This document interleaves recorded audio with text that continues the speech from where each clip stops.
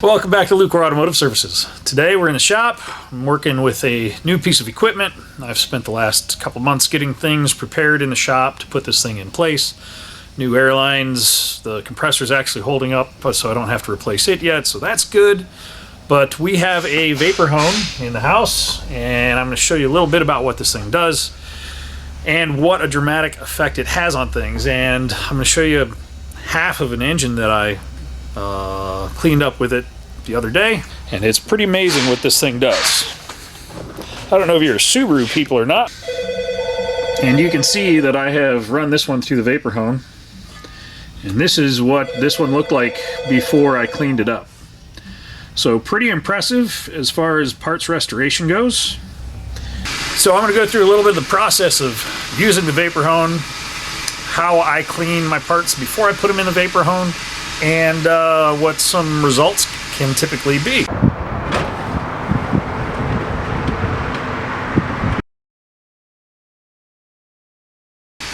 So we are setting this machine up to be able to service parts for our customers. It's basically an added value. If we're doing an engine rebuild, hey, it's X amount of dollars to refinish these components to almost a show shine. I mean, they look as good as new when they come out of this cabinet. Mostly for alloy parts, aluminum, brass, copper, stainless steel. I'm not going to be using it on raw steel stuff that much off the bat, but I will definitely be using it on alloy stuff. We have a couple bits here. Some of them I've already media blasted in the walnut cabinet, and that gets them clean, but they're still dull and dingy. This thing makes them bright, which is what we really want. When you pop that hood, you see that bright alloy work under the hood, and it just makes the engine bay, it just looks so much better. So I have some parts off my Jeep CJ7 that you guys have never seen because I haven't worked on it in a while.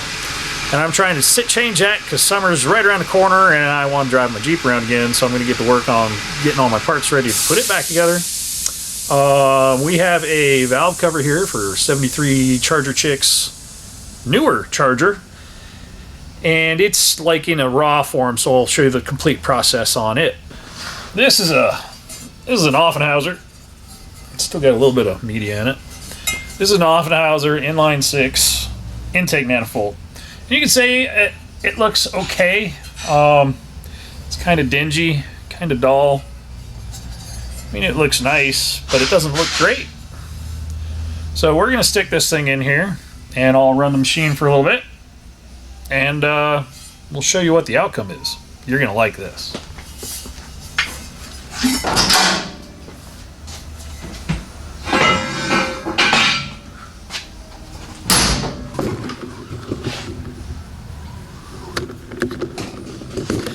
I can't get it in the frame. We don't have a camera mount for that.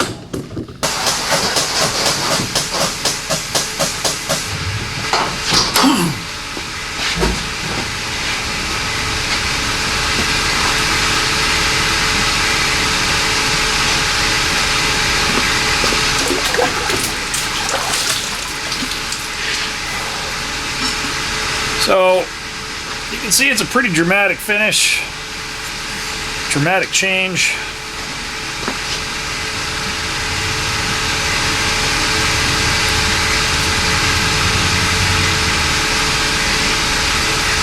You can see how this side's all stained and nasty looking, and how clean it comes out of this machine.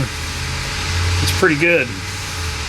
So that's our new vapor hone. We're going to be using that on all sorts of little bits as we bring some of these relics back to life.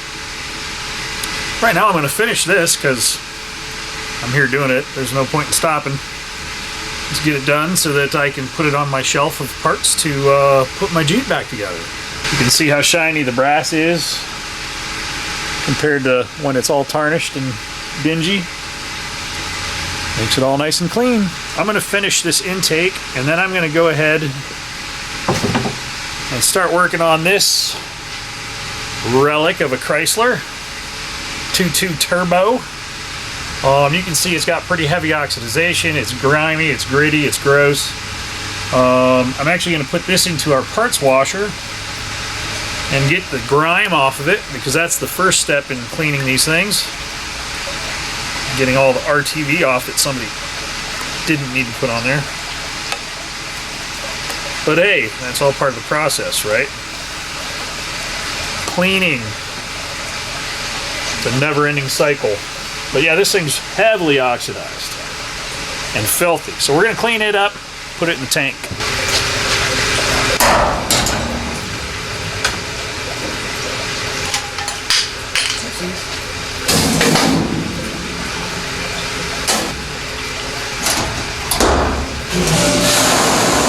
We'll let that cook for a little bit, and then that valve cover will go over to the walnut cabinet. We'll knock all the heavy stuff off of it, and the bell housing for my Jeep can go straight from the cleaner to get the dirt off of it into the vapor hone, and we'll brighten it up.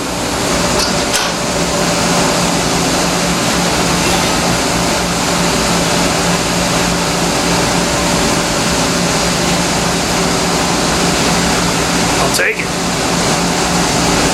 Looks like it's new.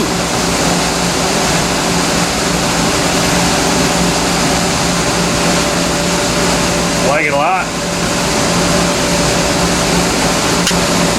Pretty happy with that. I'm going to stick this on my shelf of Jeep parts, and we'll move on to the next piece. This is a H-pop cover for a 6-liter diesel. I bet we can shine that up.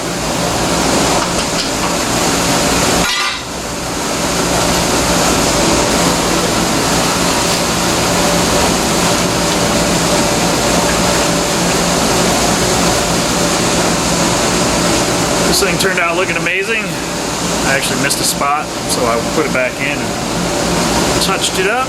Looks amazing.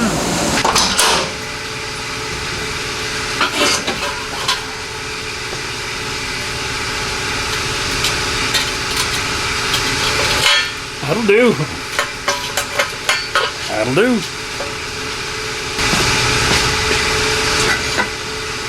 Let's see how much that brightens up.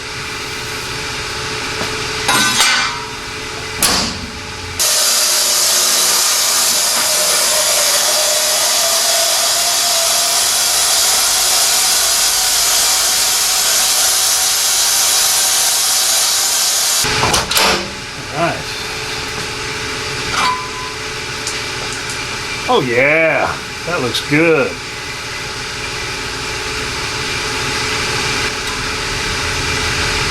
Looks like somebody tried to RTV their H-pop into their 6-liter diesel. That's a little awkward.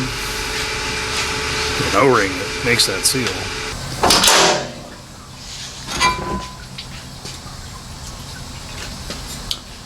Now that part looks nice. I gotta admit, I'm impressed with the cleaning aspect of how these parts turn out when they're done. We're going to be experimenting with this quite a bit to try and figure out the best way to make things happen. Right now, for me, I clean them, degrease them in the hot tank, and then I walnut shell them to get all the stuff off. And I've got that valve cover for the Dodge, should be dry by now. It's a nice thing about the hot tank is you pull it out and it'll hot flash the water off, because you don't want to put anything wet into the dry media because it clogs the machine. But let me get the valve cover media blasted. I'll let you see it, and then I'll take it from the dry media to this, and you can see the final product on that 2.2 turbo valve cover. It should turn out looking amazing, just like all the rest of these parts have. Very happy with this product. It's an expensive cabinet, I'm not gonna lie, but you make an order, it shows up, and you plug it in, and you start using it. Some people are making these home built units, and that's fine. If you've got the time to build them yourself, go for it. I am a big ham. I am a big fan of the VHT company. They're building these things here in the United States. It's all American labor, it's all American workers. So I'm all for supporting our guys and gals over here building stuff on this side of the ocean. I think it's a very important part of what we do here. We need to have the capability to build our own stuff. We really are missing that right now. Let me walnut shell this valve cover. and we'll get it cleaned up. We'll let you take a peek at it. Again, I'm super happy with the product. It's going to make bringing these things back to life a lot easier, and it's going to have a lot more of a visual impact. Here's that Chrysler 2.2 valve cover after initial cleaning and after walnut beading. You can see it's rough, it's dirty, it's stained. Let's see if we can knock the staining off of this guy. This is actually kind of unique. You can pull the baffle apart on it. So I was able to clean out inside the baffle for the PCV as well, which is nice. So let's see what the Vapor Hone does.